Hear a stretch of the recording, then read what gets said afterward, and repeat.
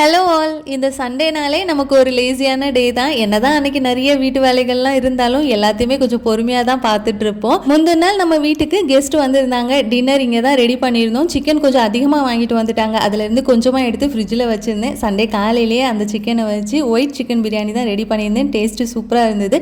Side டிஷ்க்குன்னு எதுவும் தனியாக ready பண்ணல. எக் ஆனியன் ரைத்தா வச்சு சாப்பிட்டுட்டோம். குட்டீஸ்க்கு இப்போ பல்லு விழுந்து முளைக்கிற ஸ்டேஜ். அகிக்கு ஃபர்ஸ்ட் பல்ல ஆட ஆரம்பிச்சுட்டு அவளுக்குள்ளேயே ஒரு பயம், இந்த பல்லு விழுந்துச்சுன்னா திரும்ப முளைக்குமான்னு ஒரு நாளைக்கு 10 வாட்டியாச்சும் என்கிட்ட வந்து கேட்டுருவா. அவள் கேட்கும் போதெல்லாம் கவலைப்படாத, எல்லா பல்லுமே விழுந்து முளைக்கும்னு சமாதானப்படுத்திட்டு இருப்பேன். ஏன்னா நமக்குமே சின்ன வயசுல அந்த பயம் இருந்துச்சு. இந்த வாட்டி ஓணம் லீவுக்கு முன்னாடி குட்டீஸ்க்கு எக்ஸாம்லாம் வச்சு முடிக்க போறாங்க. இந்த வாரத்துலேருந்து ரிவிஷன் டெஸ்ட் ஆரம்பிச்சுட்டாங்க. லீவ் டைம்ல தான் கொஞ்சம் பொறுமையாக அவங்களுக்கு சொல்லிக் கொடுக்க முடியும். சாயந்தரம் ஸ்நாக்ஸ்க்கு வெள்ளை சுண்டல் தாளிச்சு கொடுத்துருந்தேன். ஜஸ்ட் மிஸ் தாளிப்பு கரண்டி ஃபயரான சம்பவம் பண்ணி விட்டுடுச்சு. நல்ல வேலை எந்த சேதாரமும் இல்லாமல் தப்பிச்சிட்டேன். அப்படி இந்த வாரத்துக்கு தேவையான காயெல்லாம் வாங்கிட்டு நைட்டு டின்னருக்கு அடை தோசை வச்சு சாப்பிட்டோம்.